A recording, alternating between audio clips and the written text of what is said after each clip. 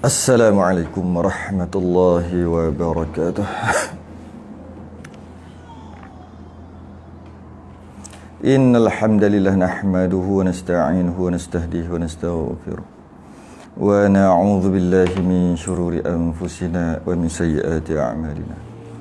Man yahdihillahu fala mudilla lahu wa man yudlil fala hadiya lahu. Ashhadu an la ilaha illallah wahdah la syarika lahu wa asyhadu anna sayyidana Muhammadan abduhu wa rasuluh. Allahumma salli wa sallim wa barik ala sayyidina Muhammadin al-fatihi lima ughliq wal khatimi lima sabaq nasirul haqqi bil haqq wal hadi ila siratikal mustaqim. Sallallahu alaihi wa ala alihi wa ashabihi haqqa qadrihi wa miqdarihi al-azim. Amma ba'du. Pertama sekali kita rafa'kan kesyukuran, alhamdulillah. Rasa terima kasih kita kepada Allah Ta'ala dapat kita petang-petang ni, daripada kebiasaan petang-petang Ahad ni kita duduk santai-santai, hari cuti. Ada orang yang terus cuti bila PKP tu tak boleh kerja. Ada orang kerja lagi. Tapi hari Ahad ni waktu dia santai. Daripada duduk saja-saja santai tanpa ada apa-apa pengisian, sangat elok kalau kita duduk sekejap dalam satu majlis ilmu yang mana sekurang-kurangnya petang kita tak habis macam tu aja. Tak rugi macam tu aja. Allah dah mudahkan kita duduk dalam majlis ilmu walaupun secara secara online, tak ada masalah. Masih juga namanya majlis ilmu. Kalau tazkirah tu majlis tazkirah, cuma martabat dia agak kurang sikit. Yang terbaiknya berdepan talaqi. Tapi atas sebab keselamatan dan kesihatan, maka tak ada masalah. Apa teknologi yang ada kita gunakan. Kita gunakan untuk agama kita, teknologi yang ada. Jangan kita pula yang terpengaruh dengan teknologi itu, kita hanyut dengan teknologi itu. Jangan macam tu. Jangan sampai macam tu. Biar teknologi itu kita guna dia untuk agama kita. Antaranya kita boleh dengar tazkirah majlis ilmu petang-petang. Paling-paling pun kalau dah tak larat sangat pun, penat sangat pun, tak payah tengok, dengar je. Dengar je. Itu paling-paling kurang. Paling-paling kurang. Atas anjuran surah An-Nur fasa 3A, Seremban Selatan. Nampak line ni macam tak berapa nak ni sangat, tapi masih lagi boleh jalan lain agak nampak macam kabur sikit. Saya pun nampak kabur juga ni sikit. Tapi rasanya tak ada masalah. Tak ada masalah. InsyaAllah hari ni kita mudah-mudahan dengan kita duduk kat rumah kita, maka rahmat turun. Malaikat rahmat turun kat rumah kita. Kerana antara tempat yang malaikat rahmat turun, antaranya adalah majlis ilmu. Cuma majlis ilmu yang sebenar lah.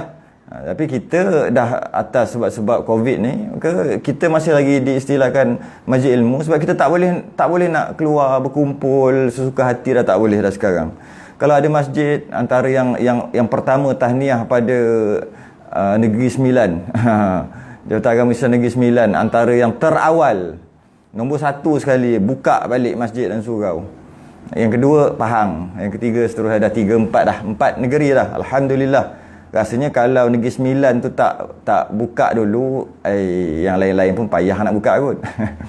Dia kena ada pencetus orang awal tu. Ada pencetus mula-mula tu, yang main pakai ikut dah. Alhamdulillah. Mudah-mudahan ada manfaat kita pada petang ni.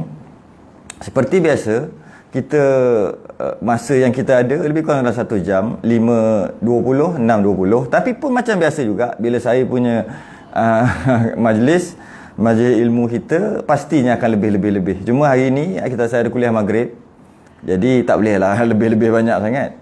Cuma alhamdulillah atas usaha keras surau An-Nur bandar Seremban Selatan, tu saya jumpa juga, cari dia punya band, logo tu, atas usahanya mereka untuk sampaikan dakwah, bukan sahaja untuk Qaryah dia, malah lebih daripada tu lagi.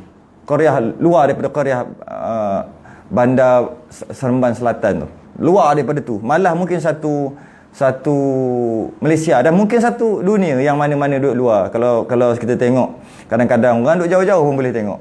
Maka atas usaha mereka tu, maka kita yang mana ada kelebihan, ada lebihnya harta, infak. Sekarang nak pergi masjid payah nak masuk tabung. Maka infak, sebab tu dia letak nombor akaun dan sebagainya.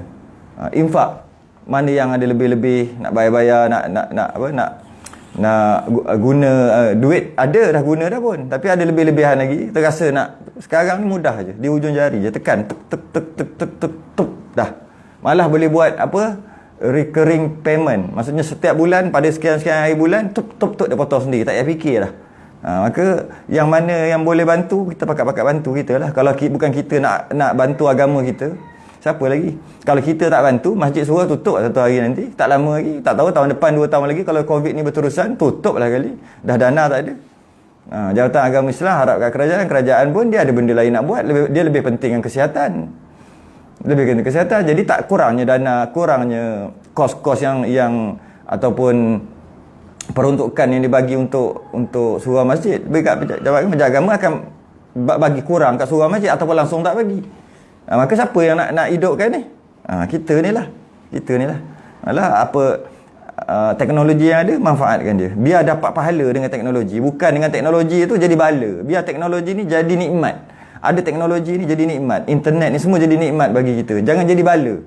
Sebab ada orang jadi bala. Duk mengadap benda ni, main game. Bala tu.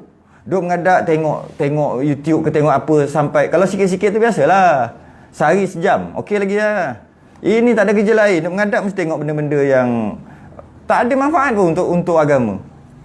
Untuk kepuasan diri dia, nafsu dia, tengok seronok tengok itu duduk rumah ni, time covid ni, macam tu je, sekadar macam tu aja. Allah, hai, kesian. Sepatutnya teknologi ni jadi nikmat, sebab teknologi ni nikmat sebenarnya, tiba-tiba jadi bala bagi dia. Allah, kesian. Maka harap-harap kita tak jadi orang macam tu. InsyaAllah hari ni kita akan bahas satu perkara lah berkaitan dengan ilmu tasawuf, penjagaan hati, sifat-sifat mazmumah untuk kita kenal dan sebagainya. Secara untuk pertama kalinya kita bincang perkara ni. Yang pertama, sebelum kita membicarakan tentang sifat-sifat mazmumah yang ada dalam hati kita, kita kena tahu mazmumah tu tergolong dalam satu ilmu, iaitu ilmu kelakuan hati.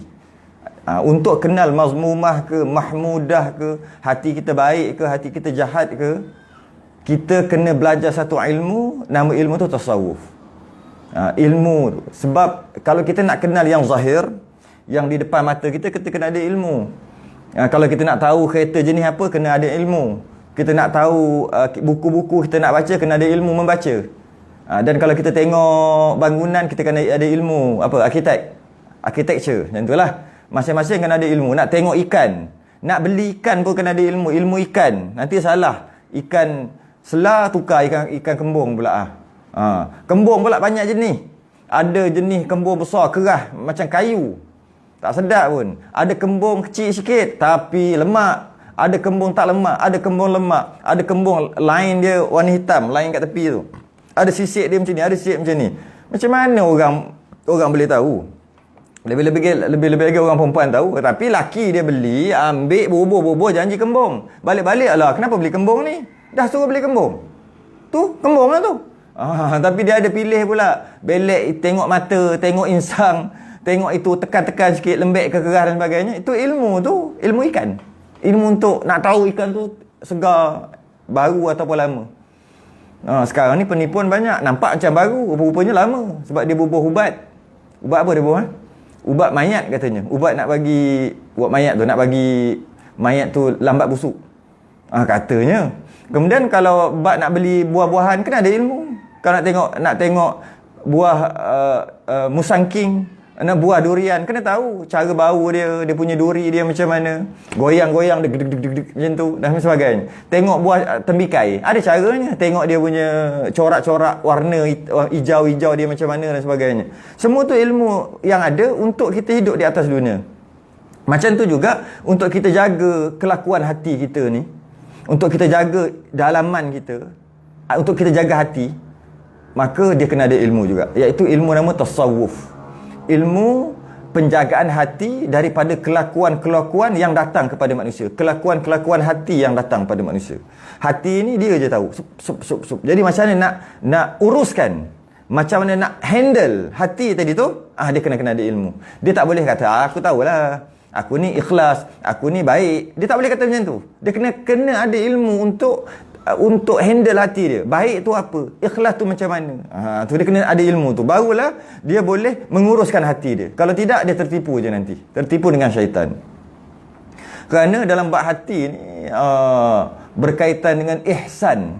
Apabila Jibril datang tanya Nabi dalam satu hadis Jibril yang panjang, antara yang pendeknya saya ambil dalam bab tu, fa akhbirni anil ihsan, kau khabarkan aku tentang ihsan. Kata Jibril, jawab Nabi, qala anta abudallaha ka'annaka tarahu fa illam takun tarahu fa innahu yaraka. Jawab Nabi, ihsan adalah engkau beribadah seakan-akan engkau melihatnya. Jika engkau tidak melihatnya, maka dia melihat engkau. Ini satu perbuatan yang mana perbuatan hati sebenarnya. Sebab macam mana kita nak melihat Allah? Memang kita tak akan boleh melihat Allah. Seakan-akan melihat Allah dengan basirah pun Allah, hai, awliya Allah je boleh. Kita orang biasa ni, kita kena sedar bahawasanya Allah melihat kita.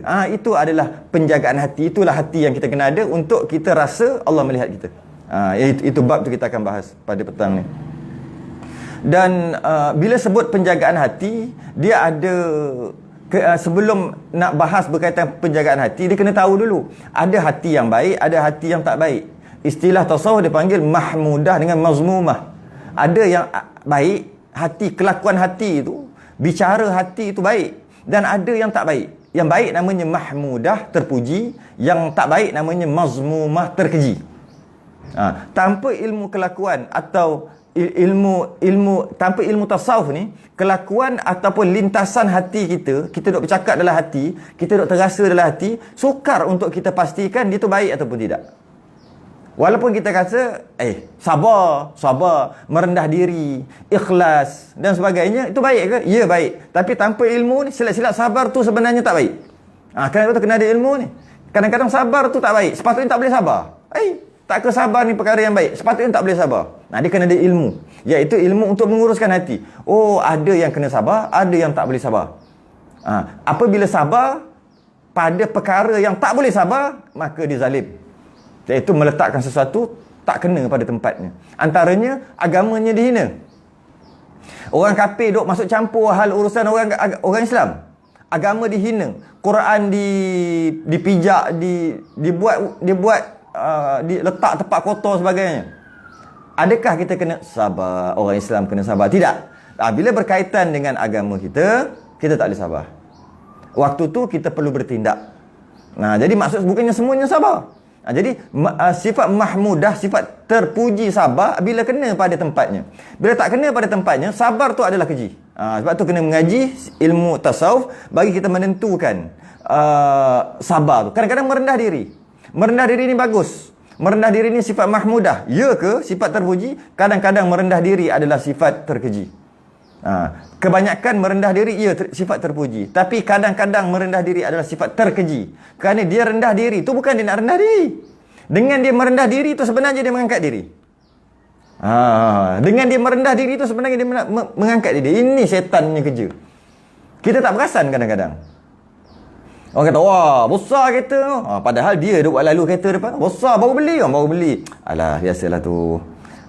Semua ni, semua harta dunia. Bobo, dia cakap macam tu. Dunia ni tak boleh bawa dalam kubur. Mulut cakap macam tu. Tapi hati ni semuanya berbunga-bunga, berlagak-lagak. Tapi merendah diri. Maka merendah diri dia tadi sebenarnya sifat mazmumah, sifat yang tercela. Sebab merendah diri dengan cara sebenarnya dia bukan nak mengenal diri pun. Sebenarnya bukan mengenal diri pun sebenarnya. Sebenarnya dia nak belagak pun, cuma dengan cara merendah diri. Cara dia cakap, ini semua dunia tak boleh bawa masuk kubur pun. Dia kata macam tu. Dengan dia kata macam tu, orang kata, bagus dia. Walaupun kaya tapi macam tu perangai dia, bagus. Maksudnya tak peduli. Padahal hati dia tu duduk berbunga-bunga, duduk belagak tu. Sebab dia nak orang kata dia bagus, maka dia merendah diri. Itu 2 kali kena tipu dengan syaitan. Pertama, merendah diri, dia rasa dia okey dah. Kemudian dia kata dia merendah diri dengan tujuan untuk orang angkat dia. Sebab lagi rendah lagi orang angkat tinggi. Kat kita ni umpama padi kan, rasmi padi. Lagi berisi lagi menunduk. Bila menunduk orang akan angkat. Kita tunduk lagi. Tak nak orang angkat. Okey. Last sekali dia sengaja tunduk dengan niat untuk orang angkat. Maka tu mazmumah dah, walaupun merendah diri. Tu kena ada ilmu ni, ikhlas. Ikhlas. Kena hati-hati. Kadang-kadang dia rasa ikhlas tapi tak ikhlas lagi. Sifat-sifat yang tercela macam dengki. Dengki kadang-kadang jadi terpuji, kadang-kadang jadi terkeji. Pula dah. Ya ke dengki? Ya. Secara umumnya, secara majoritinya, dengki itu sifat mazmumah, sifat tercela. Tapi dari satu segi dia akan kadang-kadang dia boleh jadi sifat yang terpuji apabila dengki. Bila dia dengki, dia tengok orang lepas mengaji, lepas belajar, kerja sekali dengan dia, pangkat sama tinggi dengan dia, gaji sama dengan dia, rumah lebih kurang dengan dia je, anak isteri lebih kurang sama macam dia je. Tiba-tiba yang dia ni boleh siang malam belajar, masuk online, belajar online lagi. Dia tu tak boleh, tak ada masa saja. Ada je nak gitulah, main golf lah, main itulah, main inilah. Tapi orang, aku dengki betul lah dengan kau ni. Engkau walaupun kerja sama dengan aku, sama busy, sama gaji, tapi engkau boleh tiap-tiap hari boleh belajar dan sebagainya. Aku dengki. Dengan sebab kedengkian dia tadi ni, maka dia nak tiru, dia nak dengki dengan orang tu. Dia tiru orang tu. Nak buat sebab dia dengki. Orang tu boleh belajar, dia tak boleh belajar. dalam keadaan sama-sama. Jadi bila macam tu, dengki itu jadi mahmudah balik pula. Dan besar diri, ujub dan sebagainya, sifat mazmumah, kadang-kadang kita kena tipu dengan syaitan dengan sifat-sifat yang tadi tu. Maka dengan kita mempelajari ilmu tasawuf, maka kita dapat kesan sifat-sifat yang kotor dalam diri kita, dan kita tahu cara nak bersihkan. Sebab kalau kita tak belajar sifat-sifat yang kotor, yang terkeji, macam mana nak tahu tu sifat keji? Kena mengaji dulu. Ini sifat keji. Lepas tu cek diri. Cek dalam diri. Oh, sifat yang keji. Cek. Adalah. Baru. Kadang-kadang kita rasa tu sifat yang terpuji. Kita rasa sifat terpuji. Sebab kita tak pernah belajar pun. Sifat terkeji tu macam mana, sifat terpuji tu macam mana. Kita je rasa itu adalah sifat terpuji. Antaranya. Dia suka puji orang. Dia suka.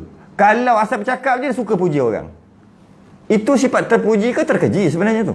Mahmudah ke mazmumah? Duk selalu sangat puji orang, sifat mazmumah tu. Tak elok tu duk puji orang sampai macam tu sekali. Tak boleh. Tapi setakat puji biasa-biasa, itu bagus. Sifat mahmudah. Dia, puji dia tu, asal bercakap je puji. Oh, dia ni puji orang tu, puji orang ni, puji orang ni, puji orang ni. Kerja puji orang. Maka dia ada sifat mazmumah sebenarnya.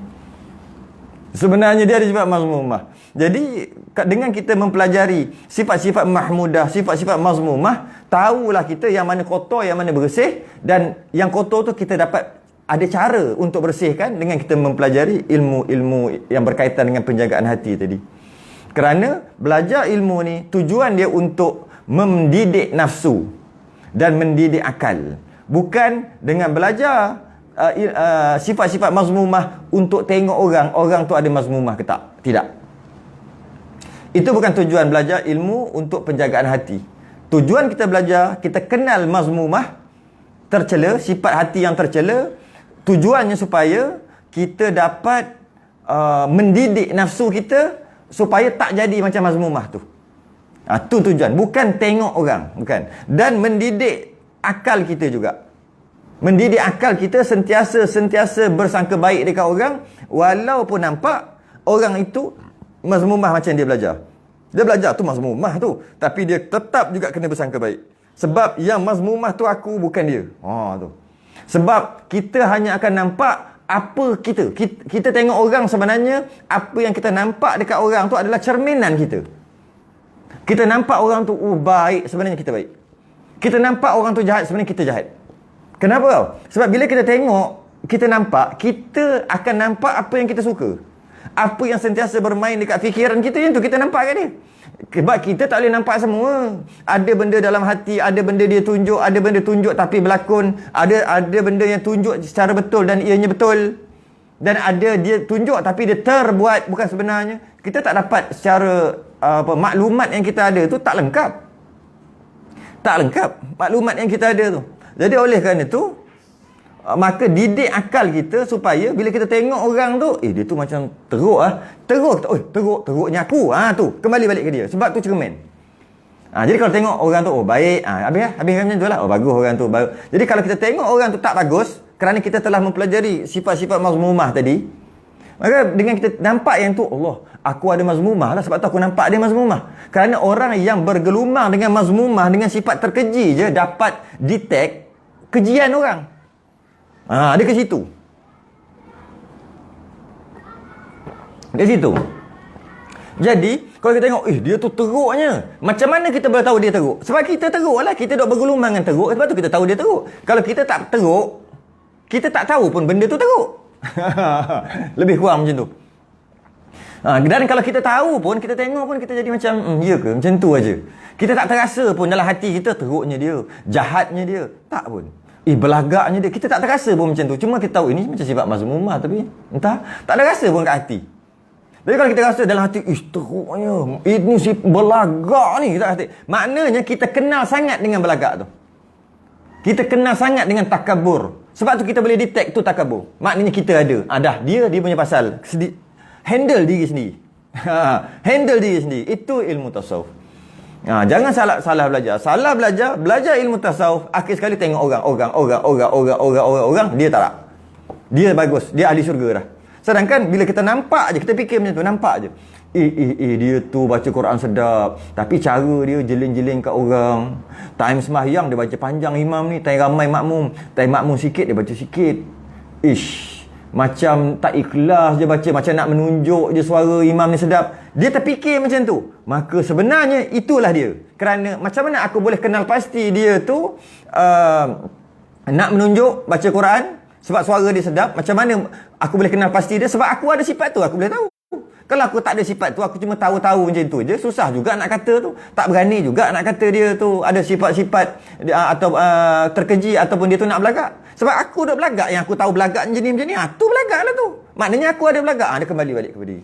Jangan lepas ke situ aja. Sebab kalau orang hanya tahu belagak, takabur adalah sekian. Bila dia tengok je orang tu dengan sifat-sifat tadi, sifat-sifat takabur tadi, dia tengok orang, adalah sifat-sifat takabur yang aku belajar, dia tetap tak berani nak kata orang tu takabur. Tak berani. Dia takkan berani kata orang takabur walaupun dia tahu lepas dia belajar. Dia takkan berani. Orang yang berani kata sama ada dekat mulut ataupun dekat hati dia, terlintas dekat hati dia, dia kata orang takabur tu, itu riak tu. Dia kata je macam tu, maknanya dia pasti sama dekat mulut ataupun dia kata dekat hati. Maknanya dia dah pasti. Bila dia pasti, dia telah ada sifat tu. Sebab tu dia boleh pasti. Kalau dia tak ada sifat tu, dia tak boleh pasti. Dia cuma kata aku belajar tu macam riak lah, tapi tak berani nak cakap lah. Sebab apa? Sebab dia pun tak pernah, tak ada perasaan riak tu, tak ada sifat riak tu. Jadi dia tak berani nak cakap. Kalau dia ada tu, baru dia berani cakap. Itu ilmu tasawuf. Itu dia. Betul tepat sekali Lili Faridah. Setengah ulama dia mengkiaskan mata lebah dengan mata lalat. Ya. Kalau mata lebah, dia nampak bunga je. Dia lalu dekat tahi, dia tak nampak pun tahi tu. Dia lalu, tapi tak nampak pun tahi tu. Tapi kalau lalat, dia lalu dekat bunga lavender lah, rose lah, dia tak nampak. Nampak tahi juga. Itu betul, tepat sekali. Perumpamaan yang sangat tepat. Perumpamaan yang sangat tepat. Ulama-ulama kita dia dah bahas bab ni. Nampak, biar kita tengok ni, mata kita ni dengan mata lebah, bukan mata lalat. Dengan mata lebah, kita hanya nampak benda-benda yang wangi, madu-madu macam tu aja, benda-benda baik saja. Kalau kita mata lalat, kita tengok dengan mata lalat, maka kita akan nampak busuk je. Bila kita nampak busuk, maknanya kita tu busuk. Macam lalat tadi, dia nampak tahi, kerana dia memang duduk kat tahi, dia makan lah. Maksudnya dia makan tahi tu lah kot. Dia duduk kat situ. Sebab dia makan tu, yang dia hanya nampak tahi, dia tak nampak bunga. Oleh kerana lebah ni hanya makan isap bunga punya, apa dia panggil? Madu bunga lah kita panggil kan. Maka dia akan nampak bunga je, dia takkan nampak tahi. Sebab dia makan benda tu, dia dah jadi diri dia. Malah daripada ekor dia nanti akan keluar madu pun. Maka dia akan cari yang tu aja. Yang tu aja. Yang baik saja dia akan cari. Sebab itulah dirinya. Itulah dia. Tambah-tambah kalau lalat hijau. Yang hijau tu, yang besar sikit hijau tu. Hijau tu. Kalau yang hitam tu okey lagi. Itu okey lagi hitam. Yang hijau tu, Allah, yang itu memang cari tahi aja. Kenapa kat rumah kita tak ada lalat hijau yang besar tu? Sebab tak ada tahi kat rumah. Cuba ada 2-3 tahi. Biar tunggu lama 2-3 hari, tengok lalat tu datang. Kerana dia takkan nampak yang lain, dia hanya nampak tahi. Kerana dia adalah tahi. Dalam perut dia adalah tahi. Samalah kita, kalau kita nampak orang buruk, makna penuh najis batin dalam hati kita. Penuh dalam hati kita. Jadi oleh sebab tu, cara untuk kita handle dengan kita mempelajari, kita kenal satu-satu sifat terpuji, dan kita kenal satu-satu sifat yang terkeji. Dengan kita kenal satu-satu, maka kita boleh didik nafsu kita dan akal kita sentiasa berada dalam landasan dan peraturan hukum syariat Islam yang sebenar, sehingga mencapai taraf ya ayyatuhan nafsul mutmainnah irji'i ila rabbiki radiyatan mardiyah fadkhuli fi ibadi wadkhuli jannati. Sampai itu, wahai jiwa yang tenang, nafsul mutmainnah, nafsu tapi yang tenang, irji'i, kembalilah, irji ila rabbiki radiyatan mardiyah, kembalilah kepada Tuhanmu dengan redha. Fadkhuli fi ibadi wadkhuli jannati, masuk syurga. Masuk syurga dengan ada sifat-sifat terpuji, sehingga tahap nafsu kita dapat didik jadi mutmainnah. Nafsu mutmainnah. Dan Imam Ghazali dia ada gariskan, dia ada listkan 10 sifat mahmudah terpuji dan 10 sifat mazmumah yang tercela. Yang pertama, sifat mahmudah kita hanya bincang secara ringkas saja. Sebab kita punya tajuk hari ni mazmumah. Jadi mahmudah tu kita secara ringkas. Mahmudah ni rasanya tak ada masalah kot, mudah saja. Yang pertama, taubat. Itu adalah sifat mahmudah, sifat yang terpuji. Yang pertama adalah taubat. Tubna ilallah wa raja'na ilallah. Aku taubat kepada Allah, aku rujuk kepada Allah. Sentiasa taubat. Walaupun tak ada rasa tak buat dosa hari tu, taubat juga. Taubat juga kerana kita rasa tak ada dosa tu telah berdosa. Aku tak ada dosa hari ni. Okey, dah berdosa dah. Sebab rasa tak ada dosa. Kita kena sentiasa rasa kita ni ada dosa. Sebab kita pendosa. Tiba-tiba kita rasa kita tak ada dosa. Ketika kita rasa kita tak ada dosa, waktu tu kita telah berdosa. Walaupun sebenarnya memang dia tak buat dosa buat hari tu. Tiba-tiba dia rasa, nak taubat ke? Buat apa nak taubat? Aku bukannya ada dosa. Hari ni aku tak buat dosa pun. Maka dia telah berdosa kerana dia rasa tak ada dosa. Maka taubat itu adalah yang pertama. Adalah sifat mahmudah yang pertama. Kemudian khauf. Takut kepada Allah. Itu yang kedua. Yang ketiga, takut kepada Allah kita akan bahas, akan datang tu surah An-Nur dah kata dah minggu depan pula. Kita akan bahas sifat-sifat terpuji. Khauf tu takut.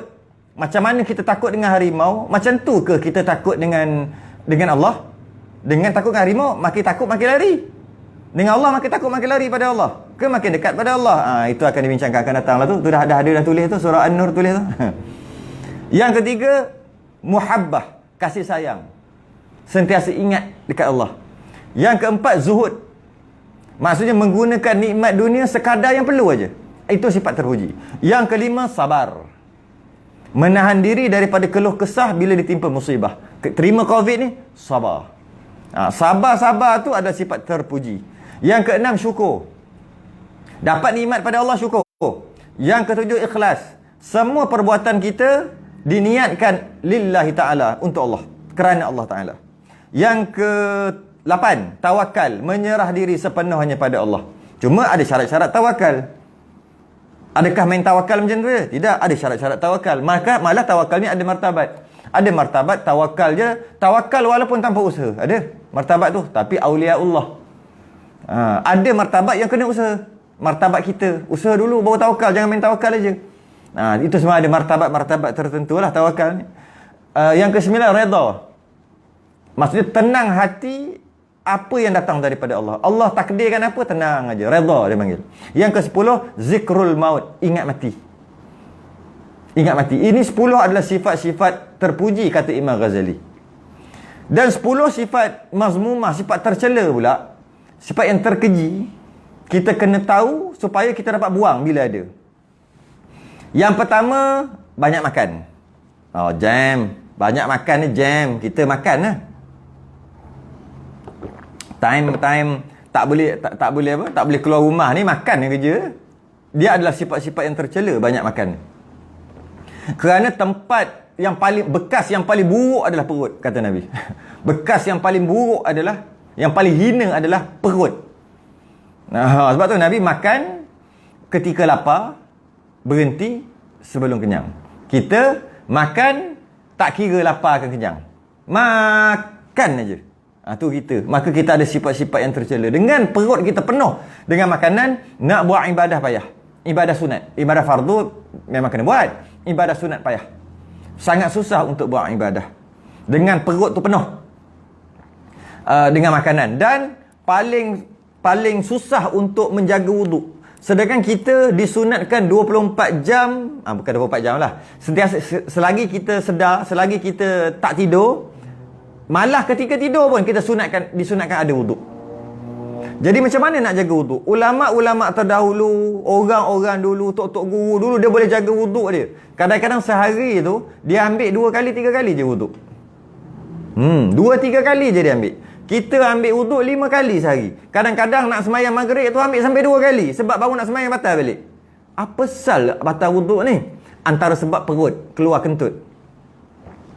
Keluar kentut. Bila macam tu batal? Kenapa keluar angin tu? Angin asal daripada perut. Kenapa pula perut orang lain tak keluar angin, perut kau asyik selalu keluar angin? Perut tu isi apa? Isi dengan apa? Penuh ke isi? Penuh ke? Kalau penuh isi memang duk gas yang ada keluar. Maka tak boleh jaga wuduk kalau tak jaga makan. Jadi dengan jaga makan dapat jaga macam-macam lagi. Dapat jaga mudah untuk ibadah, dapat jaga kesihatan, dapat jaga emosi. Ketika kenyang emosi malas. Tu macam apa? Macam apa dia panggil tu? Kucing tu, gafil Kucing malas tu. Lembek, malas, tidur aja.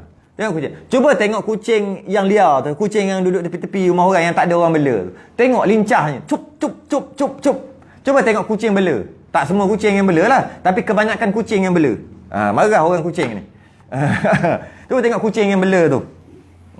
Kalau baka dia tu, baka biasa-biasa je, memang tak menikuh langsung. Duduk, tidur. Tidur pula, ada cushion, ada tempat tidur. Makan, tidur. Makan, tidur. Apabila tikus lalu, dia tengok je. Tikus, besar tikus ni. Cuba tu, yang main-main tepi rumah orang tu. Yang perut kempih perut dia tu. Yang makan-makan, ada kita nak bagi makan je. Ada pegang tu. Kena cakar kita. Padahal kita nak bagi makan lagi. Nak tambah lagi ikan seekor. Dia cakar kita. Yang tu. Tengok. Bukan sekadar tikus lalu, sup terus pergi. Tikus lalu, sup terus pergi. Terus kejar. Malah tak nampak tikus pun dia cari. Sebab dia bau. Malah tikus bau dia pun tikus dah lagi. Tikus, ni ada kucing. Tikus tu lagi. Kerana apa? Lapar.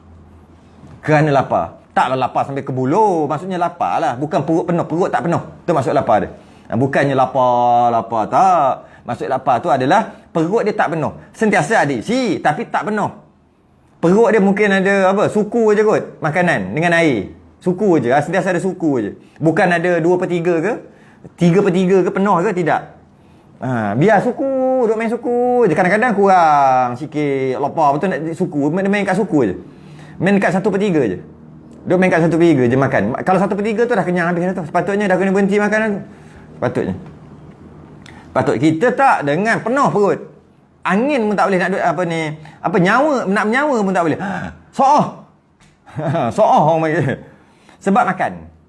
Sebab makan tadi. Dengan makan tu penuh maka gas macam-macam keluar. Itu yang tak boleh jaga. Kalau boleh jaga makan, dia akan boleh jaga wuduk, akan boleh jaga sembahyang. Sembahyang dapat sembahyang banyak lagi sunat-sunat sebab lepas sembahyang wuduk tak ada rasa apa-apa pun. Wuduk ada sembahyang. Boleh pegang Quran, baca Quran, macam banyak perkara yang baik boleh dia buat. Emosi dia terjaga. Emosi dia tak marah-marah tak tentu pasal, tidak. Sentiasa sabar. Kerana orang sabar ni, orang kurang makan ni dia akan sabar tu lebih. Orang yang perut lapar ni, dia akan sabar tu lebih. Kerana tu sangat baik kalau kita buka puasa, kita jangan buka puasa kat rumah. Buka puasa kat masjid. Itu yang terbaik. Sebab sekarang, maksud sekarang ni, maksud sebelum Covid ni lah. Antara fenomena di negara kita yang sangat baik, yang berlaku, yang sangat baik adalah ada buka puasa di masjid. Dulu tak ada sangat. Saya ingat dulu, kecil-kecil dulu, masa tahun 80-an dulu, tak ada sangat. Jarang-jarang je masjid ada buka puasa. Malah kalau ada dia buat buka puasa, tak boleh pergi. Mak bapak tak bagi pergi sebab hanya orang yang selalu datang masjid aja yang boleh yang disediakan untuk orang yang tiap-tiap hari datang tu. Regular customer dia. Regular customer masjid tu je yang datang yang disediakan untuk mereka. Tak disediakan untuk orang-orang luar. Waktu tu 80-an. Bila kita pergi, kita ni tak pernah datang masjid, malu sikit. Kita akan jadi rasa malu macam tu. Aku tak pernah datang masjid. Tiba-tiba datang Ramadan makan aja. Dulu 80-an saya ingat. Saya pernah pergi kena marah dengan ayah. Tak boleh pergi. Itu makanan orang lain. Orang yang memang beribadah daripada dulu-dulu, daripada 11 bulan. Tiba-tiba masuk Ramadan, 11 bulan tak puasa, masuk Ramadan. Itu makanan untuk dia, masjid sedia untuk dia. Tiba-tiba kita datang, kita makan pula bahagian, portion bahagian dia. Marah waktu tu. Kemudian tahun 90-an ke atas, maka semakin banyak masjid buat. Ni tak kira dah. Orang tak kira siapa dah. Orang luar, orang dalam, semua dijemput. Dana makin banyak. Buka apa tu, siapa nak infak, orang pakat-pakat infak. Kadang-kadang hari lagi seminggu nak Ramadan dah penuh dah papan putih tu. Hari ni aku sponsor makan, hari ni aku sponsor. Kalau bagi duit, penuh dah, duk bagi duit dah semua untuk masjid sediakan makan. Sekarang punya terbaik, fenomena yang terbaik sebelum Covid lah. Jadi ambil peluang tu untuk kita buka puasa dekat masjid surau. Jangan buka puasa je, tabung tu masuk jugalah. Takkan nak makan free je kan. Cuma ketika kita duduk dekat masjid untuk buka puasa tu, kita akan merendah diri sangat-sangat. Dan kalau boleh, kalau kita nak bawa makanan kita sendiri untuk top up, makanan kita tu bawa banyak-banyak. Jangan bawa untuk kita seorang. Saya perhati ada orang bawa untuk dia je. Buah kurma jual untuk dia je 3-4 biji. Kadang-kadang dia bawa lauk lah, apalah, sambal tu lah, sambal ni lah, apalah kan. Dia bawa untuk dia je. Untuk dia makan kat situ. Lepas tu orang sebelah kadang dia bagi orang sebelah. Tak cantik sangat macam tu. Tak cantik. Tak sangat tidak cantik. Bawa untuk dia seorang. Kalau nak bawa untuk ramai-ramai. Mungkin untuk 15-20 orang ke, walaupun ada beratus orang. Tapi dia masak lah untuk 15-20 orang ke, 30 orang ke. Kadar kemampuan dia. Jangan hanya untuk dia seorang. Kalau dia nak bawa. Kalau tidak, jangan bawa. Duduk diam-diam, makan, nanti masuk duit kat tabung. Tabung masjid, tabung surau. Sekarang tak boleh nak amal lah Covid kan. Tapi fenomena ni sangat bagus. Jadi bila masa nak makan tu, makanan dia sama dengan makanan orang lain. Malah makanan ada kat depan, tak boleh makan lagi. Tunggu azan. Itu memang jatuh. Standard dia jatuh. Apa? Tan Sri, Datuk, pengarah, tak kira siapa. Polis, bomber, polis pangkat tinggi, bomber pangkat tinggi, pangkat rendah, prebet, tak kira siapa. Kerja postman, hantar barang, pekerja hantar barang, manager, semua makan yang sama dan tengok tak boleh makan juga. Mana besar kau sekarang ni? Mana kau punya besar? Hebat kau punya jawatan mana sekarang ni? Tak boleh makan pun macam aku juga. Dia terasa diri dia sendiri. Tak boleh makan pun macam orang sebelah. Ini gaji 1,800 pun tak boleh makan. Aku gaji 18,000 pun tak boleh makan. Aku pengarah. Tak boleh makan. Dia makan ayam dengan nasi, lepas tu dalca, acar, kuah sikit, air sirap. Aku makan yang sama. Mana besar kau punya? Mana nilai duit 1 juta kau sekarang ni? Mana? Dia sedar diri sendiri. Masa tu dia akan dapat menurunkan. Tunggu je. Tengok. Orang tu tengok lapar, dia tengok lapar. Sama je lapar tu. Makan. Kenyang. Dia kenyang, aku pun kenyang. Dengan yang sama. Lah kali jadi taik juga. Jadi mana hebatnya aku? Masa tu. Kalau kita berfikir, termenung, duduk, tengok je. Kalau fikir. Tapi kadang-kadang dia bawa dia sendiri. Bang, tak apa sedap sangat. Tapi nak seronok makan ramai ni meriah. Jadi dia bawa makanan dia. Adalah untuk seorang dua boleh kot untuk sebelah-sebelah tu. Bawa. Hilanglah perasaan yang kita nak tu. Hilanglah perasaan merendah diri tu. Hilang lah. Sebab dia makan sedap. Dia bawa datang udang galah 3-4 ekor. Dia ambil 2 ekor, dia bagi orang 11 ekor. Habis lah. Habislah rendah. Patutnya jangan nak bawa. Kalau nak bawa untuk 2-30 orang. Buatlah macam mana pun. Bawa dalam bekas ke apa. Ambil kuah yang kita buat, apa-apa yang kita buat, kuih yang kita buat. Lepas tu pas. Sebab aku pun nak pahala juga bagi orang puasa makan. Takkan orang masjid je untung. Aku pun nak lagi kan. Tak apa. Tapi jangan buat sikit-sikit. Buat banyak sikit lah. 15 ke 20, 30 ke 30 orang. Walaupun ada orang beratus, takkan nak buat semua. Kan? Cuma jangan untuk dia seorang ataupun orang sebelah. Jangan. Saya perhati. Banyak macam tu. Sepatutnya tidak. Imam ke Bilal ke apa ke, terbaik makan sekali. Bukannya dia makan asing. Tak. Yang terbaik makan sekali. Cuma kalau nak makan asing tu taklah ditegah sangat. Dia ada istimewa untuk dia. Taklah tegas sangat. Cuma kalau boleh jangan lauk lain, lauk yang sama kalau nak makan asing pun. Yang terbaik Imam Bilal semua duduk tempat tu juga. Waktu tu akan rendah sangat. Oh, hebatnya aku baca jadi imam duduk depan, jadi driver. Jadi imam, jadi driver lah. Aku baca surah panjang, pakat semua kena ikut. Sebab aku driver. Aku baca surah pendek, semua kena ikut. Aku baca laju, semua kena ikut. Aku baca slow, semua kena ikut. Hebatnya aku sebagai imam. Tiba-tiba tak boleh makan. Orang tak boleh makan, korang tak boleh makan. Kau makmum. Apa hebat aku kalau aku pun tak boleh makan. Benda ada kat depan. Makan pula orang bagi. Bukan makan aku punya, orang bagi. Apa hebat duit aku, makan pun orang bagi. Makan kenyang, sama kenyang aku dengan dia. Apa hebat aku punya jawatan imam tadi. Contoh kalau imam lah, makan sama kenyang. Lepas tu makan jadi tahi, dia jadi tahi juga. Apa hebat imam aku. Masa tu lah nak muhasabah diri. Tapi kadang-kadang kita dah cantik dah waktu tu, tapi ada sikit lah, ada lari sikit lah. Kadang-kadang kita bawa air keladi. Orang lain minum air sirap, masjid sedia kan, surau sedia kan. Dia minum air keladi yang mahal tu, minum air tebu. Janganlah beli satu, belilah 5, 6, 7 macam tu. Satu berapa? RM5 kan sekarang. Satu bungkus satu tu kan. Satu jak RM5. Beli yang RM30. Kalau tidak, jangan beli langsung. Minum je itu. Bila kita beli yang RM30, kita boleh bagi banyak. Jadi kita tak boleh nak kata apa. Semua kita bagi. Semua dapat rasa. Kurang-kurang pun 10-20 orang dapat rasa. Kalau yang terbaik tak payah. Masuk duit dalam tabung je, lagi bagus. Duit apa? Ihya Ramadan. Masuk situ. Lagi bagus. Pandai masjid buat. Makan sama makan macam tu. Sama orang makan. Sedap sama sedap orang sedap. Tak sedap makan yang tak sedap sama-sama.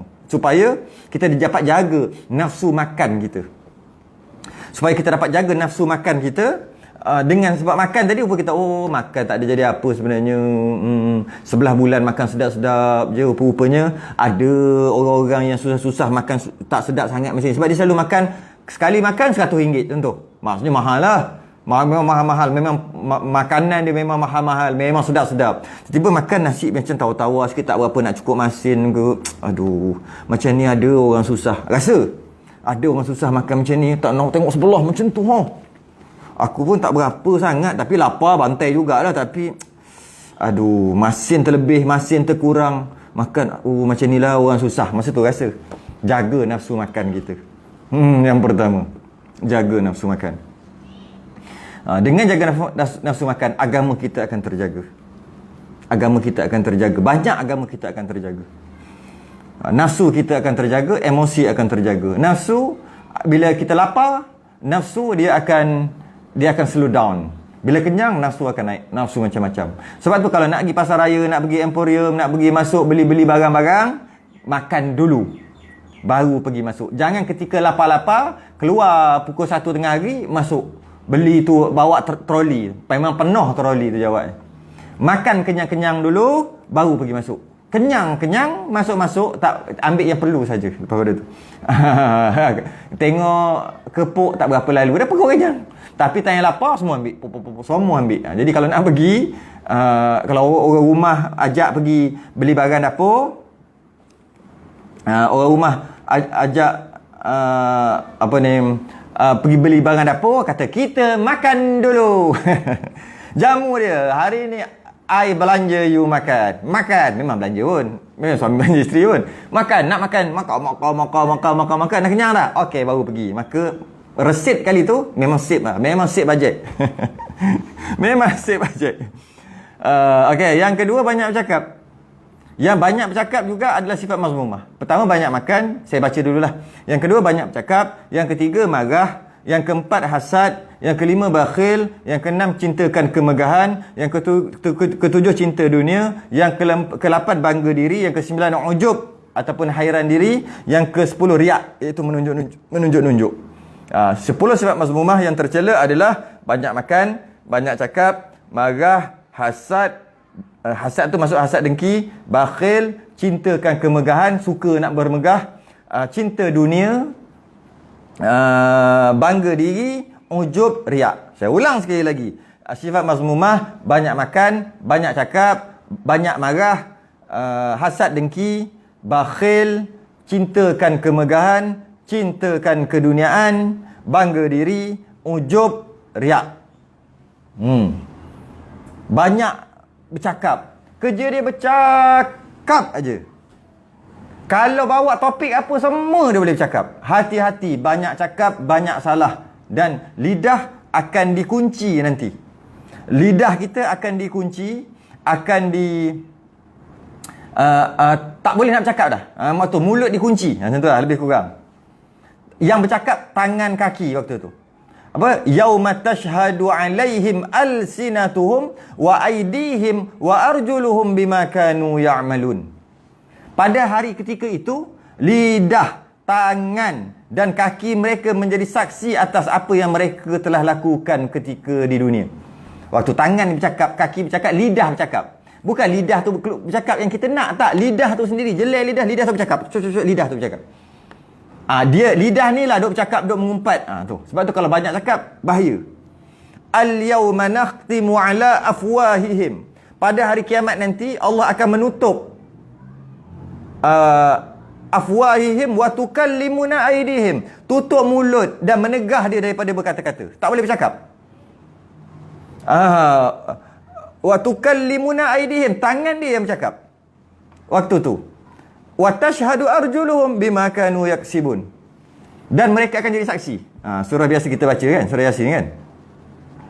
Jadi kalau dengan banyak cakap, dia akan jadi kita punya, dia akan jadi banyak cakap ni, dia akan jadi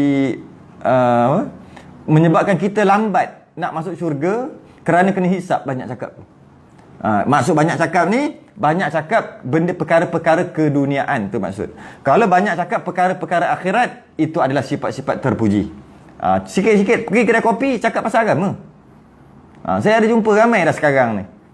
Ramai dah jumpa. Kalau pergi kedai je tanya, "Ustaz, apa hukum sekian?" Pergi naik kereta cakap pasal tu. Naik motor pun cakap pasal tu. Aku nak tanya kau kat belakang. Kau tahu tak, kau ni apa hukumnya? Tu. Dekat kedai kopi cakap, dalam kereta bercakap, jumpa bercakap, telefon bercakap, cakap pasal agama. Itu terpuji. Yang kata terkeji ni cakap merapu. Popek, makna tak ada pun. Cakap yang berkaitan dengan keduniaan, cakap bagi orang gelak. Ini itulah kita suka. Kita suka sangat apabila cakap dengan tujuan nak bagi orang gelak. Kalau sekali-sekala cakap sejam tu ada sekali, dua kali nak bagi orang gelak, okey lah. Tapi kalau sejam tu gelak dia nak bagi orang gelak 300 kali, 200 kali nak bagi orang gelak. Apa ni? Rancangan yang suruh gelak ke? Dia ada dia punya KPI tau. Dia ada dia punya tu. Apabila sejam, hendaklah buat sesuatu untuk orang gelak sebanyak 100 kali. Macam tu contohlah. Sebanyak 200 kali. Kalau dia dapat buat orang gelak ataupun mencuit hati orang 200 kali dalam masa sejam, itu memang gaji tinggi dia tu. Itu bayar mahal tu.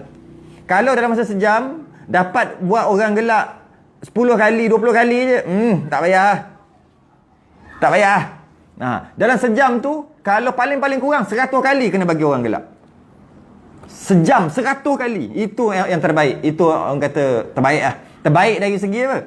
Dari segi bercakap tu, maka dia dikira seorang yang banyak bercakap, yang menyebabkan dengan cakap dia orang gelak. Maka dia dikira tercela. Itu adalah tercela. Sejam tu 100 kali. Itu dia punya KPI. Kalau tidak, tak boleh jadi pelawak. 100 kali sejam. Maknanya sejam ada 60 minit. Maknanya seminit tu 2 kali yang lebih kurang. Sekali 2 kali kena bagi orang gelak. Cakap 15 saat, bagi orang gelak. Cakap seminit 2 kali kena orang gelak. Minit yang kedua 2 kali orang gelak. Minit yang ketiga sekali orang gelak. Minit keempat sekali. Minit kelima 2 kali orang gelak. Tu, kena buat. Tak cukup, tak sampai KPI tu, dia tak boleh jadi pelawak. Bagus ke? Sangat tidak bagus. Kerana kita ni kena kurangkan gelak. Kita kena fikir hadimil lazat. Perkara yang orang KL kata potong steam. Tu, potong. Apa seronok je potong. Dia panggil hadimil lazat. Perkara yang merosakkan kelazatan. Antaranya kubur. Itulah. Antaranya cakap pasal mati. Cakap pasal akhirat. Semua potong steam tu semua tu. Cerita pasal mati. Cerita pasal tubuh kita akan berulat dekat dalam kubur. Tengah makan nasi. Allah tak lalu makan nasi. Potong steam. Sebab itulah yang kita sentiasa kena ada. Sentiasa kita kena fikir macam tu. Tiba-tiba tak boleh fikir. Memang tak boleh. Cakap boleh, nak buat tak boleh. Kadang-kadang je teringat mati. Kadang-kadang je teringat perkara-perkara yang membunuh kelazatan dunia. Kadang-kadang. Ini tidak. Dia cakap untuk orang ingat kepada dunia. Gelak. Sampaikan seminit tu kena 2 kali, sekali atau 2 kali mesti kena orang gelak. Kalau tidak, tak sampai. Tak boleh dah masuk TV dah lepas pada tu. Orang tak tahu benda ni. Saya tahu. Pelawak-pelawak ni, dia kena buat sejam tu 100 kali orang gelak. Barulah gaji tinggi lah. Baru boleh boleh apa? Minta banyak sikit lah duit tu. Sedangkan cakap banyak dan tujuannya nak bagi orang gelak adalah sifat yang terkeji. Keji. Menyebabkan orang lara. Dia dah lara. Dia dah tak peduli. Dia dah tak ingat. Dia dah hanya mementingkan dunia, nikmat dunia iaitu gelak, seronok. Dan dia buat orang juga sama macam dia. Ini sangat terkeji. Kalau tu kata sejam, adalah 2 kali, 3 kali. Sebab alah, tak seronok juga. Kenalah geli hati sikit. Okey lah. Okey lah. Ini sampai beratus kali apa benda benda yang cerita tu. Okey. Itu antara perkara yang banyak bercakap. Banyak cakap, banyak salah. Banyak salah, banyak kena tanggung. Lagi banyak cakap, lagi lambat masuk syurga. Kalau masuk syurga. Kalau tak masuk syurga, masuk neraka lah. Kalau dah memang dia masuk syurga, pun lambat masuk syurga. Kerana banyak nak hisap. Nak audit banyak benda yang dia cakap. Kadang-kadang cakap-cakap, banyak salah. Marah. Marah ni adalah, yang ketiga marah adalah sifat-sifat terkeji juga. Dengan marah, dengan dia marah, yang marah ni marah tu lah. Marah je kerja dia. Benda kecil marah, benda besar marah. Itu yang terkeji. Tapi kalau marah atas sebab-sebab agama, maka dia masih lagi terpuji. Agama dihina, dia marah, tu tak ada masalah. Ini marah je kerja. Marah. Tak boleh. Jangan marah. Pasal agama tak apa. Kerana dia adalah sifat terkeji. Yang keempat, hasad dengki. Hasad dengki. Tengok orang dengki. Tengok orang dengki. Maksud hasad dengki ni adalah dia nak nikmat yang ada dekat orang tu tiba-tiba hilang. Tu hasad dengki. Iyyakum wal hasada fa innal hasada ya'kulul hasanati kama ta'kulun narul hatabah. Jaga-jaga kamu dengan hasad. Sesungguhnya hasad itu dia akan memakan amalan kebaikan kamu, pahala kamu, seperti api memakan daun kayu yang kering. Kita buat ibadah macam-macam, dia akan dimakan oleh hasad kita. Apa maksud hasad? Dengki. Apa maksud dengki? Kita tengok orang tu dapat nikmat apa-apa, kita rasa kat hati kita, kalau dia tak dapat nikmat tu kan bagus. Minta-minta hilanglah nikmat kat dia tu. Macam tu. Minta-minta apa yang dia dapat tu tak dapat. Ataupun minta-minta yang dapat tu, yang dapat kat dia tak dapat kat dia, dapat kat aku. Tu dengki lah. Kalau dia dapat, kalau aku dapat juga bestnya, untunglah dia dapat. Itu tak dengki. Sebab dia tak niat pun nak hilangkan, tak merasa pun kat hati dia nak hilangkan nikmat yang ada kat orang tu. Cuma dia kata, kalau boleh aku nak nikmat macam tu juga. Itu tak dengki. Bukan dengki. Yang ini dia nak nikmat orang tu hilang, ataupun dia nak nikmat orang tu hilang, yang dapat tu dia. Tu hasad dengki. Dia akan memakan semua amal kebaikan kita seperti api memakan daun kayu yang kering. Yang kelima, sifat mazmumah, bakhil, kedekut, tak hidung masin. Sedangkan sedekah, antara sedekah, barang sedekah yang paling afdal adalah yang paling kita sayang. Yang kita sayang betul lah sedekah. Tapi kita lebihan baru nak sedekah. Sedangkan yang paling sayang, itulah yang sedekah. Sebab itulah ada orang buat, orang yang dia ni benarlah cara dia nak menyimpan duit tu, caranya adalah bila dapat gaji terus dia asingkan. Ada orang buat macam tu. Sebab dia ajar oleh cara orang-orang lah, motivasi ke apa, cara nak simpan duit, kena disiplin. Nak simpan duit, kena disiplin. Disiplin iaitu tiap-tiap bulan mesti simpan. Dapat gaji terus asing. Tu. Memang nampak sekali baik, betul. Tapi tengok kali kedua tak berapa cantik. Sepatutnya dapat dulu, sedekah dulu. Sebab dapat-dapat tu yang tengah-tengah sayang. Bukannya dapat, simpan. Ini untuk akan datang. Yang berlaku akan datang kan. Apa-apa berlaku datang, nanti ada backup. Yang ni untuk makan ini, okey, ada lebih bulan ni, RM30. Sedekah. Bulan esok, bulan seterusnya tak ada lebih, tak sedekah. Bulan seterusnya lebih 300, sedekah 300. Hebat. Lepas tu bulan seterusnya tak ada lebih RM3, sedekah RM3. Macam tu. Memang betul sedekahnya sah. Dari segi tasawufnya tak elok.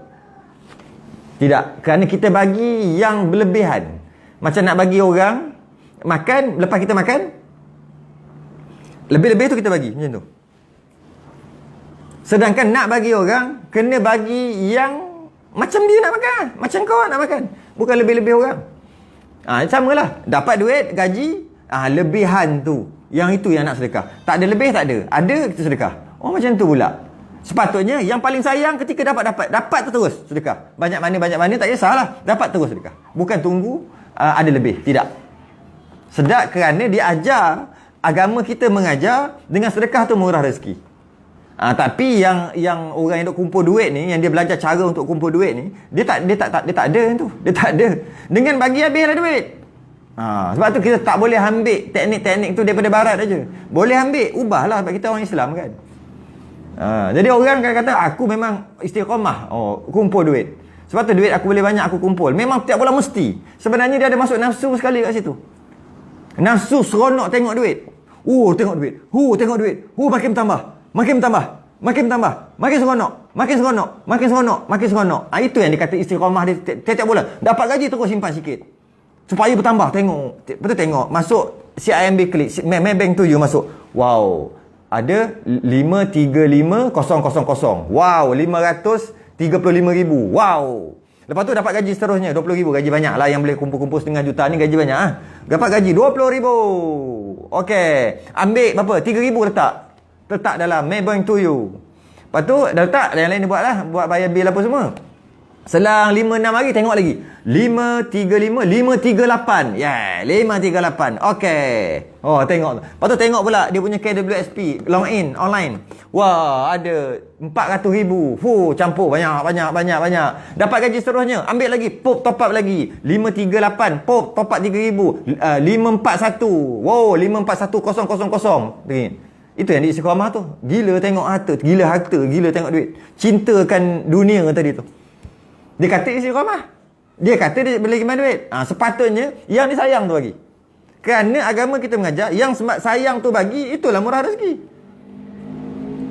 Jadi habis tu takkan tak boleh simpan. Boleh simpan.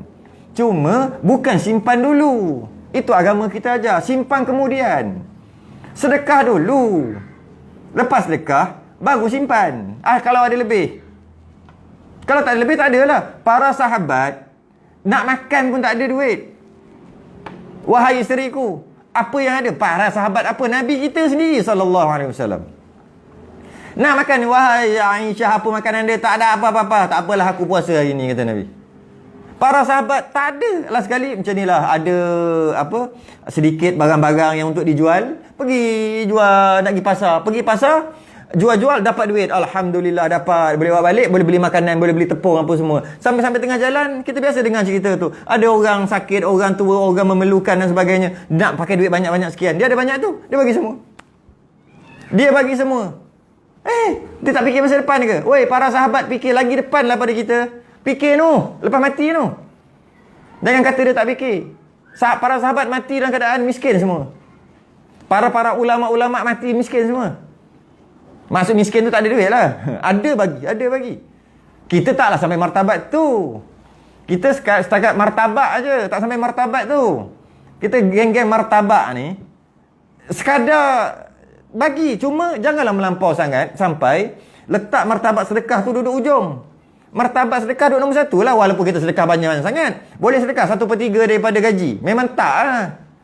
1/3 daripada gaji boleh sedekah? Memang tak. Habis tu berapa? Mungkin kita akan bagi 5%, 3%, 2%, 1%. Tak apalah. Itulah kemampuan kita. Bagilah. Cuma jangan letak yang terakhir. Letak yang tu dulu. Sumbangkan kepada jalan Allah. Duit kita tu sumbang pada Allah. Itu dulu. Sikit banyak tak kira. Sikit banyak tak kira. Mana yang dia mampu lah. Cuma yang itu dulu. Bukan last sekali. Bukan simpan dulu. Tidak. Simpan tu yang jadi gila kat dunia tu. Simpan makin banyak, makin gila. Gila apa kata? Kau dekut tak hidup masin. Kau dekut sungguh. Nak keluar sebab lagi banyak, lagi susah nak keluar. Lagi sikit, lagi mudah nak keluar. Ada 1,000 mudah nak habis. Tapi ada 100,000 lagi payah nak habis. Ada 1,000,000 lagi payah nak habis. Sebab dia lagi kedekut. Orang yang sibuk beli kereta-kereta yang mahal-mahal tu, semua kena kira tak mampu sebenarnya tu. Lepas tu dia beli. Kalau yang mampu, dia tak beli kereta-kereta mahal. Yang tak mampu tu sibuk nak beli. Yang tak mampu tu yang nak beli. Sebab tu dia buat loan. Yang mampu beli cash. Lepas tu buat loan sebab tak mampu. Yang tak mampu tu yang kita duk sibuk nak beli.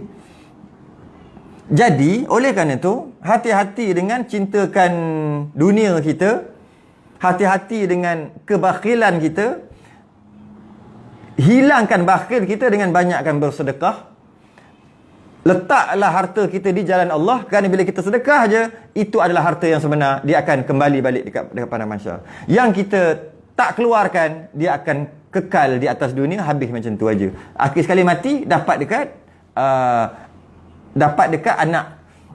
anak-anak tukar seronok, tukar spoiler, tukar poket, tukar macam-macam, tukar lah, buat renovation rumah dan sebagainya. Duk buat, bukan kata tak boleh, cuma akhir sekali orang lain dapat manfaat daripada harta tu. Dia duk seronok tengok duit tu bertambah. Ada orang macam ni, bila dia keluar, lama-lama dia tak ada rasa cinta dekat harta tu. Jadi hati-hati dengan bakhil dan cintakan dunia ni. Dua-dua ni adalah sifat mazmumah, dan dia berkait rapat. Jangan bakhil, jangan kedekut. Kalau dia rasa cukup untuk akan datang berapa, banyak tu je lah. Ikutlah para sahabat. Walaupun para sahabat, dia dah buat macam tu dengan keyakinan, dia kata sedekah tu akan murah rezeki. Dia dapat berapa, 1-2 dinar. Bila dia balik ke rumah, tahu-tahu dekat rumah dia ada 100 dinar, 100, 200 dinar, 1000 dinar dan sebagainya. Cerita tu biasa kita dengar. Cerita tu. Cerita tu biasa kita dengar. Dan cintakan dunia, cintakan kemegahan. Duk belagak je, bukan duk belagak, duduk nak je orang duk kata kat dia. Antara sifat-sifat mazmumah, cintakan kemegahan. Nak buat sesuatu supaya megah, buat sesuatu supaya orang boleh puji. Dia buat apa? Lalu depan orang, semayang depan orang, baca Quran depan orang, semuanya nak bagi orang puji. Dia cintakan kemegahan. Hati-hati, kerana kemegahan ni dia datang dengan sendiri, dia tak perlu cari. Kalau orang tu betul-betul layak menerima pujian, maka pujian tu akan datang dengan sendiri, tak payah cari. Yang cari ni yang nak megah. Itu yang cintakan kemegahan. Dia nak pujian orang, dia buat supaya orang puji, dia cakap supaya orang puji. Aku ni orang biasa je, padahal dia kereta besar. Aku ni orang biasa je, rumah ada 4-5 biji, 6-7 biji, duit berlambak-lambak, tapi aku ni orang biasa je. Kenapa dia cakap aku ni orang biasa? Sebab dia nak suruh orang puji. Alah, janganlah merendah diri. Orang biasa apa? Orang biasa macam kita orang ni. Kenapa dia cakap aku ni orang biasa je? Alah, macam biasa juga, kain pagi makan pagi. Kenapa dia merendah diri macam tu? Sebenarnya bukan merendah diri, dia nak suruh orang angkat dia. Cintakan kemegahan. Apa-apa dia buat, dia nak orang cakap. Apa saja. Hati-hati. Tulis dekat Facebook dengan sebab nak orang like. Kalau berkaitan dengan agama, tak apa. Berkaitan, tulis malah share hadis dan sebagainya pun, niat apa? Niat tak boleh tengok orang kata, oh ni share benda baik. Niat nak kata dia ni niat nak suruh orang kata dia alim. Tak boleh. Ini bukan cerita tengok orang. Saya sebut banyak kali dah kan. Ilmu penjagaan hati ni tengok diri sendiri, bukan tengok orang. Orang share Quran, dia punya pasal. Malah kita kena bersangka baik bahawasanya dia share. Sharing is caring. Share benda-benda baik sebab dia nak dapat pahala. Mana boleh kata nak bagi orang kata dia ni alim sebab tu share benda-benda baik, benda-benda kuliah aja. Tak boleh kata. Kita ni kita sendiri. Yang kita dok share kuliah-kuliah, dok share hadis-hadis, dok share Al-Quran, dok share artikel-artikel, tulisan-tulisan yang berstatus agama ni, yang ada nilai syarak ni. Kenapa? Kita. Orang ni pasal kita. Jangan tengok orang. Sebab dia punya Facebook penuh dengan agama aja. Apa niat dia? Dia bukan orang. Orang jangan peduli. Kenapa nak peduli orang? Tasawuf cerita pasal diri sendiri, kau cerita pasal orang. Awal-awal lagi dah reject dah. Hati-hati. Nak like ke? Dia ni kalau ni mesti like. Apa tujuan dia like? Aku like supaya dengan banyak like, orang lain aku tengok, banyaknya orang like, banyaknya orang share ni. Maknanya bila banyak orang share, orang lain yang tak berapa minat jadi teringin nak tengok. Kan macam kita tengok kat kedai. Kalau kedai tu seorang datang, 2 orang datang, lepas tu tak ada, lepas tu tunggu kosong seorang, orang tak teringin pun nak datang.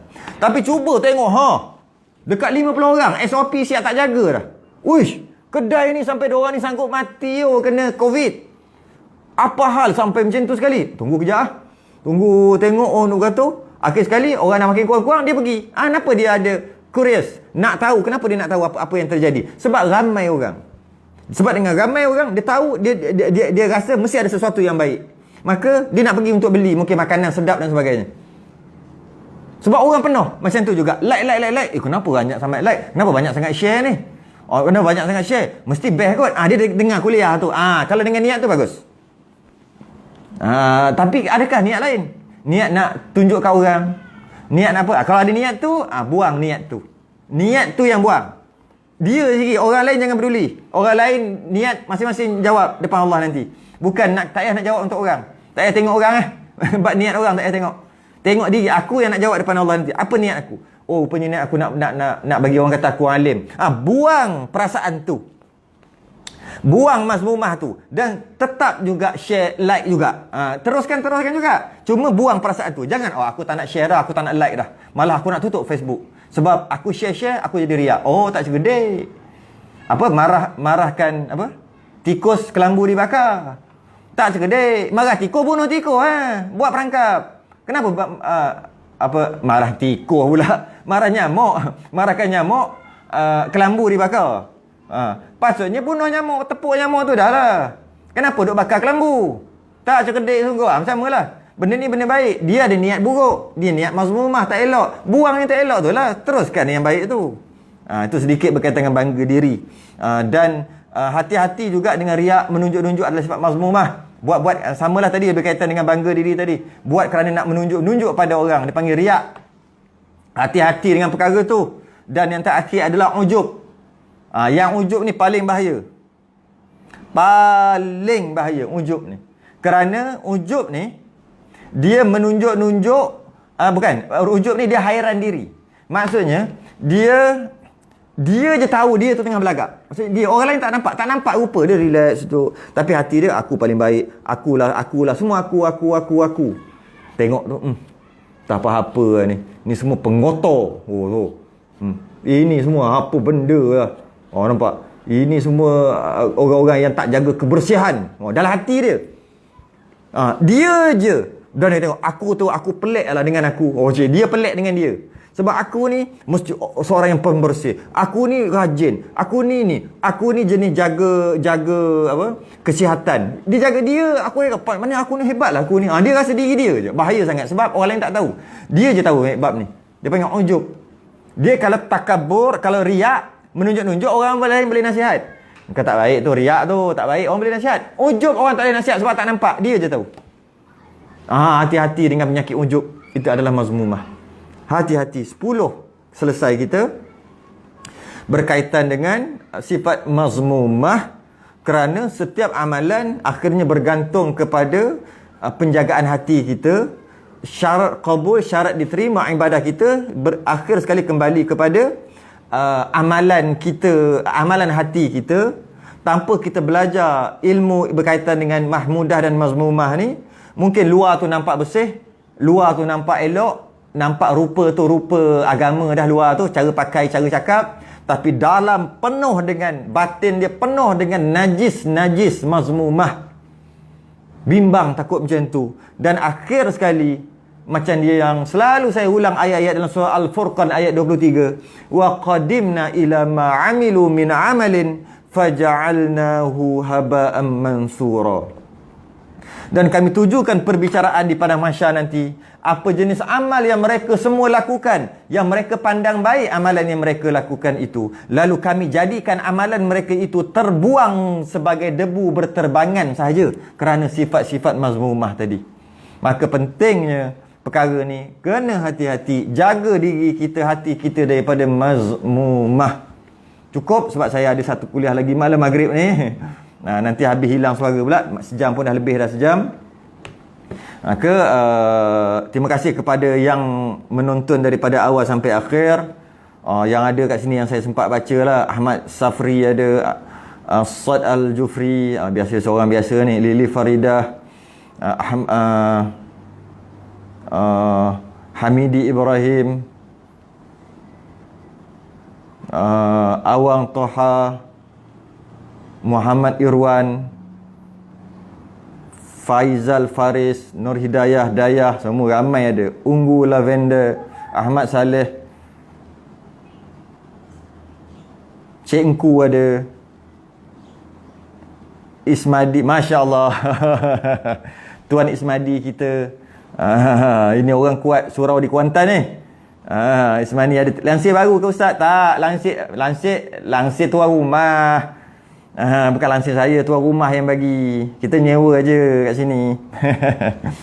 Faizal Faris ada, Zuria Tajuddin, alhamdulillah. Orang Alustaq lah, orang Kedah ada. Betul Ustaz, saya ada pengalaman buka puasa dekat masjid, makan kanji sikit je pun rasa sangat kenyang. Tu berkat dia. Betul Zuria. Sharifah Maznah ada, Atikah Zulkifli, alhamdulillah. Terima kasih semua yang mendengar. Siti Nurbayah, Intan Suryani, Fariza, Abdul Aziz, Sulilia. Ramai nak kena baca laju dah. Khazali Ahmad, orang Pendang. Siapa lagi? Nur Saifah Osman. Siapa lagi? Alia Azmir ada, Farina ada. Assalamualaikum awak. Zainur. Wong Fei Hong. Terbaik lah, Wong Fei Hong pun ada. Noriza. Saksikan malam ini kuliah di Facebook. Surah An-Nur, dia ada di iklan sikit. Saksikan malam ni kuliah di Facebook Surah An-Nur fasa 3 Bandar Seremban Selatan. Siti Nurbayah, terima kasih sama-sama. Syariah, terima kasih sama-sama. Terima kasih kepada Surah An-Nur yang berusaha menjayakan program kita. Alhamdulillah akhir sekali sampai ke penamatnya juga. InsyaAllah kita akan sambung bab-bab yang lain minggu depan. Yang sangat berusaha Tuan Zulkifli Mahdi kita, dialah antara yang usaha sangat. Maka masing-masing kita akan dapat saham kita masing-masing. Yang mengajar dapat sahamnya, yang belajar dapat saham, yang berusaha Surau An-Nur dapat saham, pengurusi dapat saham, AJK dapat saham, pegawai dapat saham, yang share dapat saham, yang like je tak share dapat saham, yang komen dapat saham. Semua akan dapat saham pada petang ni. Sekurang-kurangnya petang ni kita tak buat perkara-perkara yang lara. Okey dah tu. Tak buat benda-benda yang mengarut petang-petang ni. Tak tengok TV gelak-gelak. Sekurang-kurangnya sejam kita telah terselamat. Sekurang-kurang. Jadi tak kira malam ni lagi. Malam ni kat Surah An-Nur ada lagi ustaz hebat-hebat. Esok ataupun tengah-tengah malam lagi ada. Maka oleh kerana itu sekurang-kurangnya kita telah terselamat. Sekejap, walaupun sekejap. Maka teruskan. Wallahu a'lam. Kita tangguh dulu. Kita sudahi dengan tasbih kafarah dan suratul subhanakallah wa bihamdika asyhadu an la ilaha illa anta astaghfiruka. Bismillahirrahmanirrahim. Assalamualaikum warahmatullahi wabarakatuh.